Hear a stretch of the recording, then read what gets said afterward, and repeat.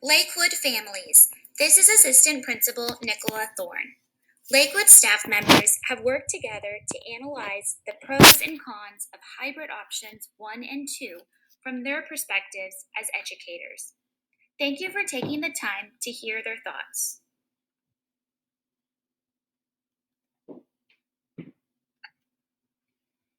This model would have A-B days. Students would come to school 2 out of 5 days and stay at home 3 days for virtual learning. During the 2 days, the student is face-to-face. In the afternoons, they would be completing independent work with their technology while the teacher is working with the virtual kids. We understand that there are pros and cons to each of the hybrid options being presented today, and that each family will have unique circumstances that may make one option seem better than another. Keeping in mind that each option presents its own challenges, here are some of the potential negatives of hybrid option number 1. Students would only be in person 2 days out of the week. The 2 days per week would lead to students going 5 days without face-to-face instruction.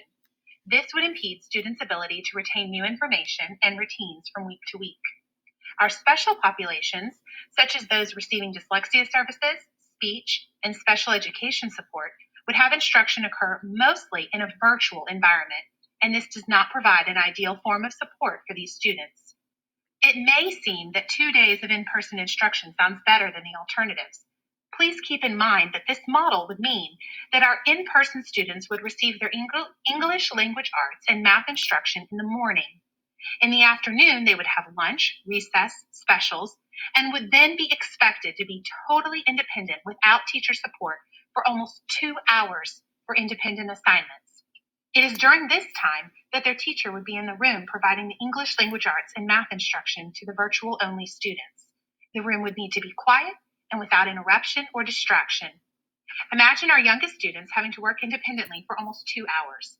The teacher couldn't provide support in any way without taking away vital instructional time from the virtual learners.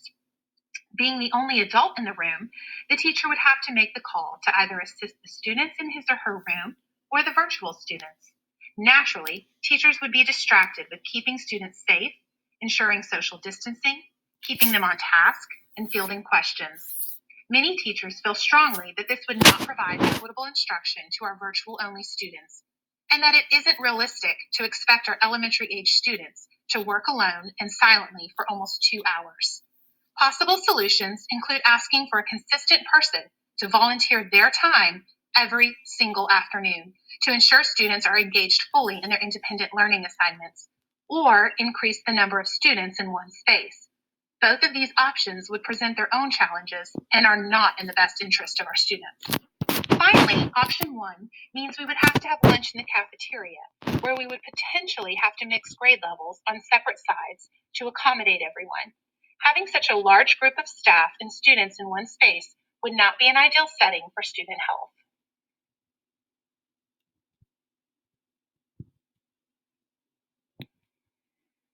For this hybrid option, students would be split into 2 groups, the morning AM group and the afternoon PM group. We are working to make this transition as smooth as possible. While there may be some teacher changes, this option allows for the fewest amount possible. It also allows our staff to ensure the needs of our special student populations, as well as make considerations for families with multiple siblings here at Lakewood.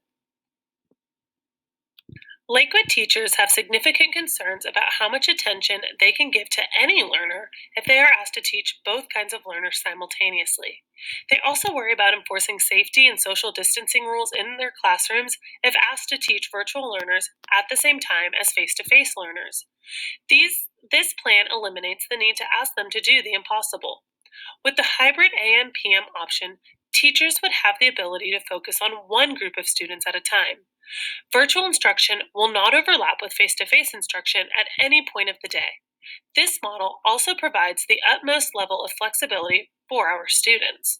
Students who need to quarantine or stay home will be able to slot into virtual lessons, most often with their current homeroom teacher, or with another same grade level teacher teaching dedicated lessons to virtual learners.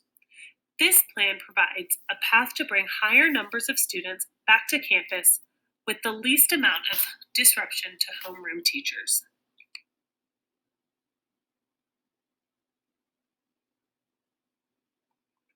The half-day, everyday model offers more stability for students. It provides routine and structure that kids are known to thrive on. Students will be able to safely socialize with peers each day in order to build relationships and have more peer-to-peer interactions. As teachers, we know that students learn more in a community setting rather than independently.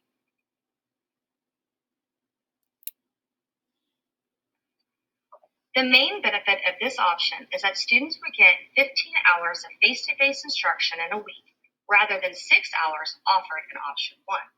This would allow for our special student population, including speech, dyslexia, reading intervention, and special education, to receive more face-to-face support and services. Additionally, this would provide an opportunity for classes to be smaller.